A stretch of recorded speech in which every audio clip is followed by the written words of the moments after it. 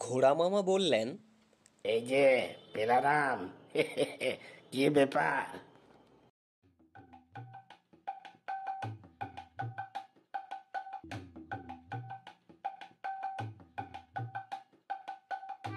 ঘোড়া মামা মোটেও ঘোড়া নন, কিংবা কারোর মামাও নন। মুখে বড় বড় দাড়ি, মাথায় লম্বা লম্বা চুল, একটা থলে কাঁধে নিয়ে পথে পথে ঘুরে বেড়ানো তার অভ্যাস। হঠাৎ তাকে দেখে কাগজ কুড়ুনি বলে মনে হতে পারে, কিন্তু কাগজ তিনি কোড়ন না। ঘোড়া মামার ধারণা, লোকে না বুঝে রাস্তায় অনেক কাজের জিনিস ফেলে দেয়, সেগুলো কুড়িয়ে রাখলে কত কিছু হতে পারে তা বলে বোঝানো যায় না। এই ধরো, একদিন ঘোড়া মামা জুতোর একটা শুকতলা পেলেন, 1 মাস বাদে হয়তো খানিক চামড়া পাবেন, আরো 6 মাস বাদে একটা শোলও পেয়ে যেতে পারেন। এগুলো একসঙ্গে সেলাই করে নিলেই এক পাটি জুতো বিনে পয়সায় তৈরি হয়ে গেল। এইভাবে আরো 1 বছর ঘুরে বেড়ালে হয়তো আরো 1 পাটির জোগাড় হয়ে যাবে। তখন একেবারে ফ্রিতে 1 জোড়া জুতো।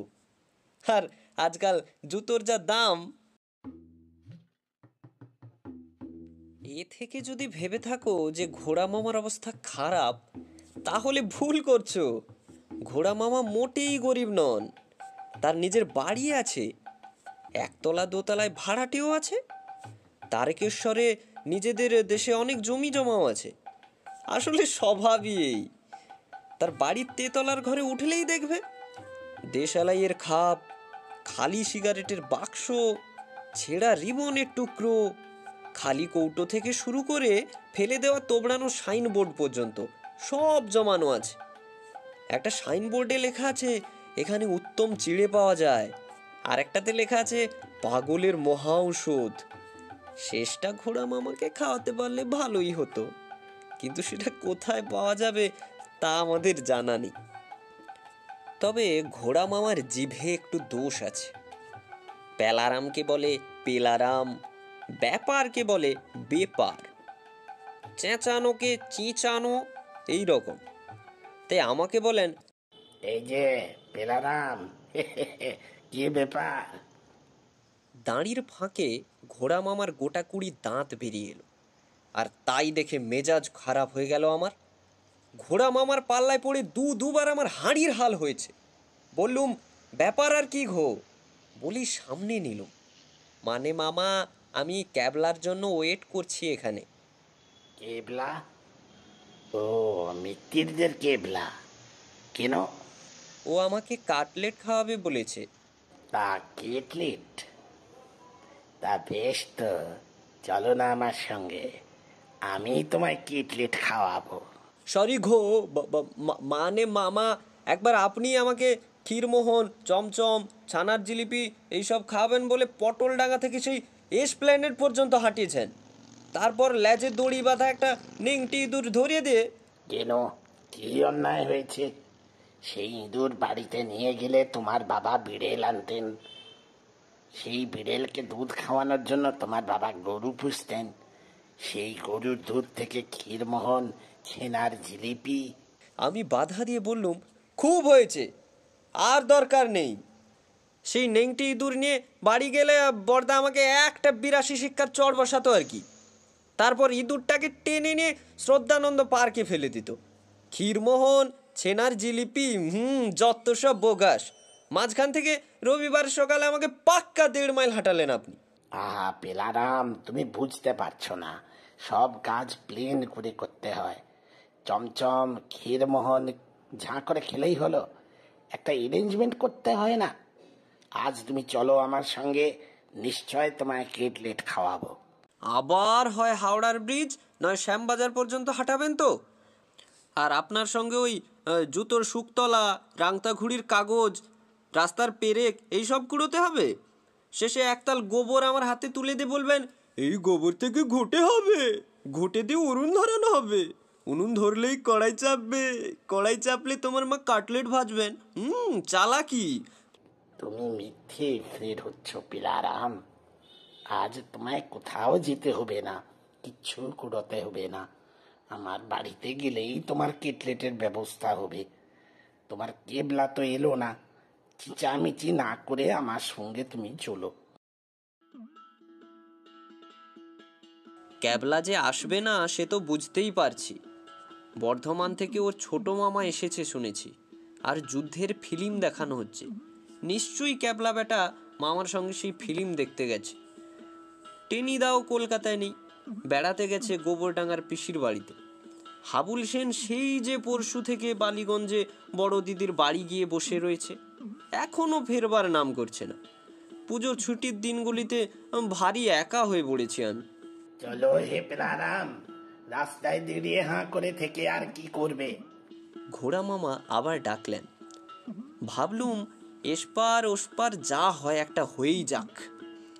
বলা তো যায় না, জুটেও যেতে পারে একটা কাটলেট। চান্স নিয়েই দেখা যাক।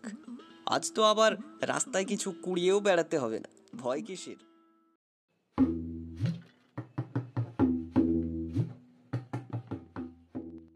ঘোড়া মামার সঙ্গেই গেলুম। একতলা দোতলায় ভাড়াটে থাকেন। ঘোড়া মামা তেতলায় একটা ঘর আর এক টুকরো বারান্দা নিয়ে থাকেন। সেই ঘরের দিকে তাকিয়ে আমার প্রায় দম বন্ধ হয়ে এলো। কি নেই সেখানে? সারা কলকাতার যত ফেলে দেওয়া সব কাগজের বাক্স, কাঠের টুকরো, ক্ষয়ে যাওয়া দাঁতের বুরুষ, ছেঁড়া জুতো, মরচে পড়া পেরেক। এখানে উৎকৃষ্ট চিড়ে পাওয়া যায়, পাগলের মহৌষধ, কিছুই আর বাকি নেই।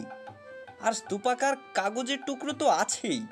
যত কাগজ কুড়োনের অন্ন মেরে দিয়েছেন ঘোড়া মামা। তাকেই সমস্ত মনটা আঁতকে উঠল, যেন সারা গায়ে একজিমা কুটকুট করছে, এইরকম বোধ হলো আমার। বললুম, ঘোড়া। ঘোড়া? ঘোড়া কি? জিভ কেটে বললুম, সরি মামা, আমি বলছিলুম কি মামা, আপনার এই ঘরে বসে কাটলেট খাওয়া চলবে না। ঘর বলে ভীষণ নোংরা। নোংরা? তুমি কি বলছো হে পেলারাম? ওই ঘরে যা জিনিস আছে তা দিয়ে আমি 1.5 পাটি জুতো বানাতে পারি, 6টা ঘুড়ি তৈরি করতে পারি, টিনের কৌটোয় হাতল লাগিয়ে 5টা মগ বানাতে পারি। আমি বললুম, থাক থাক, জুতো ঘুড়ি কিংবা টিনের মগের আমার দরকার নেই, ঠিক আছে? আমি জানতে চাই আমার কাটলেটটা কোথায়, আর সেটা আপনার ওই ঘরেই আছে তো, কিনা মানে ওই রাস্তা থেকে পচাটা একটা কুড়িয়ে এনেছেন কিনা। পচা? রাস্তার পচা কিটলেট? তুমি কি আমায় এতই ছোট লোক ভাবলে পেলারাম? তোমার জন্য কিটলেট আসবে পাড়ার দি গ্রেট, আবার খাবো রেস্টুরেন্ট থেকে, গরম গরম, প্রাণ কাড়া। শুনতে শুনতে আমার রোমাঞ্চ হলো, চোখের সামনে ঝিলিক দিয়ে গেল দি গ্রেট আবার খাবো রেস্তোরাঁর একজোড়া গরম কাটলেট। এমন যে ঘোড়া মামা, যার গাল ভর্তি ঝুব্বু দাঁড়ি আর মুখ ভর্তি কাঁটাল বিচির মতো দাঁত, যিনি মাসে একবারও স্নান করেন কিনা সন্দেহ, 10 হাত দূর থেকে যার গায়ের চিমসে গন্ধ পাওয়া যায়, ইচ্ছে করলো 2 হাতে জাপটে ধরি তাকে। বললুম, আই মিন মামা, আর দেরি কেন তাহলে? আপনাকে আর ওই কষ্ট করতে হবে না, আমায় টাকা দিন, আমি এক্ষুনি 2টো গরম গরম কাটলেট খেয়ে আসবো, কথা দিচ্ছি আপনাকে, যাকে বলে ওয়ার্ড অব অনার। ঘোড়া মামা হাসলেন। আহা, ব্যস্ত কেন পেলারাম? আসবে আসবে, কিটলেট আসবে, কিন্তু কিটলেট খাওয়ার জন্য রেডি হতে হবে না, খেলেই হলো। রেডি? রেডি আবার কি? আমি উৎসাহিত হয়ে বললুম, হে হে হে হে, রেডি তো আমি হয়েই আছি। কাটলেট খেতে আমি ভীষণ ভালোবাসি। ক্যাবলার জন্য দাঁড়িয়ে দাঁড়িয়ে দারুণ খিদেও পেয়েছে, পেলেই তক্ষুনি খেয়ে ফেলবো, আপনি দেখেই নেবেন। আহা, সে তো দেখবই, তার আগে একটু হাত লাগাও। কিসে হাত লাগাবো? কিটলেটের জন্য। ও, কাটলেট পেলে তক্ষুনি হাত লাগাবো, 1 সেকেন্ডের মধ্যেই। দেখো পিলারাম, একটু কষ্ট করতে হয়, নইলে কি আর কিষ্ট মিলে? কিটলেটের জন্য একটু কষ্ট করতে হবে ওই কি। বলতে বলতে ঘোড়া মামা ভেতর থেকে ঘড় ঘড় করে একটা পুরনো ইজি চেয়ারের ফ্রেম টেনে আনলেন। এসো, আগে এটাকে ম্যানেজ করি। এটা আবার কি? এটা কোথায় পেলেন? মুখুজ্জেদের বাড়ির পেছনে আস্তা করে। আরে রাম রাম, আমি নাক সিটকে বললুম, আপনি যে কি একটা আই মিন মামা, যেখান সেখান থেকে যা তা কুড়িয়ে আনেন। যা তাহা যা তা হলো এটা পুরনো কাঠ, ভারী পোক্ত জিনিস। মুখুজ্জেদের আর কি, বড়লোক, যখন যা খুশি ফেলে দিলেই হলো। কিন্তু এ দিয়ে যখন আমি একটা ফেস্টোক্লেস ইজি চেয়ার বানাবো, তখন ওই কোট পেন্টুল পরা ছোট মুখুজ্জেও হাঁ করে থাকবে, বুঝবে কি জিনিস তারা ফেলে দিয়েছে। আমি অধৈর্য হয়ে বললুম, কিন্তু কাটলেট? আহ, কেটলেট কেটলেট করে তুমি যে খেপে গেলে পেলারাম। ঘোড়া মামা এবার ঘর থেকে কতকগুলো ভাঙা ছাতার কালো কালো কাপড়, রাস্তায় কুড়িয়ে পাওয়া গিঁট মারা কয়েকটা টোয়াইন সুতো আর দুটো মরচে পড়া চট সেলাইয়ের সূঁচ বের করে আনলেন। এসো, আগে চেয়ারটাকে বিনিয়ে ফেলি, চেয়ার হয়ে গেলেই কেটলেট, বুঝেছ? বুঝেছি, গোজ হয়ে জবাব দিলুম আমি। অর্থাৎ আমাকে আদর করে কাটলেট খাওয়াবেন? খামোকাই খাওয়াবেন, এমন পাত্তর ঘোড়া মামা আপনি নন। তার আগে এই নড়বড়ে একটা বিচ্ছিরি ফ্রেমে এই ফুটো ফাটা ছাতার কাপড় সেলাই করে তাকে ইজি চেয়ার বানিয়ে দিতে হবে। কাটলেট হলো তারই পারিশ্রমিক। ঘোড়া মামা বললেন, তোমায় বেশি কষ্ট করতে হবে না, দুটো পেরেক ঠুকতে হবে, একটু সেলাই করতে হবে আমার সঙ্গে, বেশ। সেলাই? বিরক্ত হয়ে বললুম, আমি কোনোদিন ওই সেলাই করেছি নাকি? আমি কি দর্জি? আহা, ছোটো কেন পেলারাম, তুমি দর্জি হবে কেন, কিন্তু সব কাজ তো শিখতে হয়, যাকে বলে সেলফ হেল্প। এসো, লেগে যাও।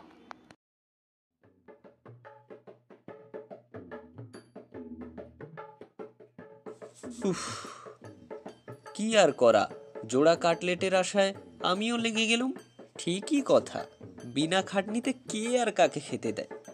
মনে মনে বললুম, বেলারাম, জাগো, রাগো, লাগো, তারপরেই নিজের শ্রমের অন্ন অর্থাৎ কিনা কাটলেট খুশি হয়ে খাও।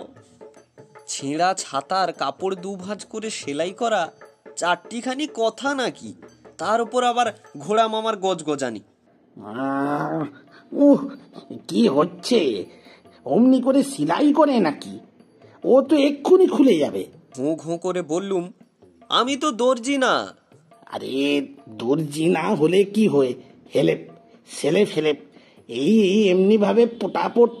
পোটাপোট মানে পটাপট সেলাই করতে গিয়ে খুচ করে সূচের ডগাটা গেল বুড়ো আঙুলে বিধে। উর্রো বাবা বলে আমি চেঁচিয়ে উঠলুম।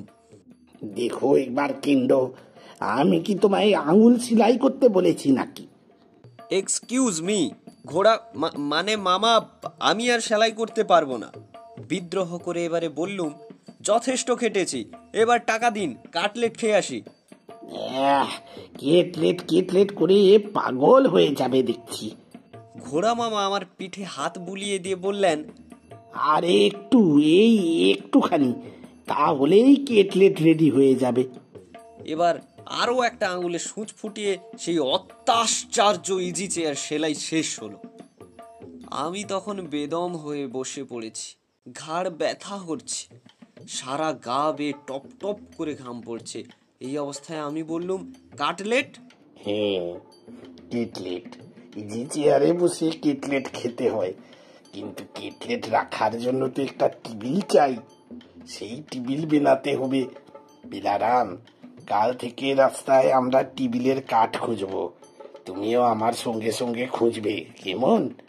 ধরো 1 বছর 1.5 বছরের মধ্যে টেবিলের কাঠ হয়ে যাবে, তারপর টেবিল তৈরি হলে। আমি খেপে গিয়ে বললুম, থামুন থামুন, তারপর ভাঙা প্লেটের টুকরো জোগাড় করে পুটিং জুড়ে 6 মাস ধরে প্লেট তৈরি হবে, ভাঙা কাঁচ কুড়িয়ে আরো 6 মাস পরে গ্লাস। বিলারাম, মিথ্যে চিঁচাচ্ছ কেন? কেটলেট খাওয়া কি সোজা ব্যাপার? ধৈর্য ধরতে হয়, কত অ্যারেঞ্জমেন্ট করতে হয় তার জন্য। 2 বছর, 3 বছর, 4 বছর, যতদিন বাদেই হোক কেটলেট তোমায় আমি খাওয়াবই। তবে কিনা তুমিও একটু হেল্প করবে, বুঝেছ না? এই বছর 2-3 আমার সঙ্গে রাস্তায় একটু কুড়োবে, বেশ। তারপরেই গরমা গরম কেটলেট।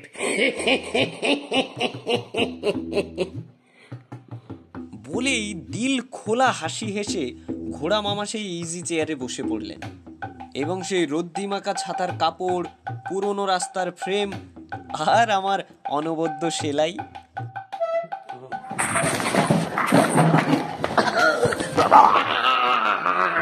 বেজায় এটকে গিয়েছি পেলারাম, টেনে তোলো, টেনে তোলো না। এবার আমি স্পষ্ট গলায় বললুম, না ঘোড়া মামা, আমি টেনে তুলবো না। আপনি ওর মধ্যে হাত পা ছুঁড়তে থাকুন, ছুঁড়তেই থাকুন। ছুঁড়তে ছুঁড়তে 1 মাস, 2 মাস, 3 মাস পরে আস্তে আস্তে আপনার হাত দুটো ডানা হয়ে যাবে।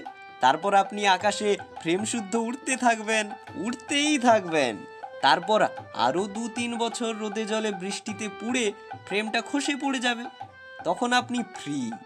ইজি চেয়ারের ফ্রেম থেকে বেরোনো কি এতই সোজা ঘোড়া মামা?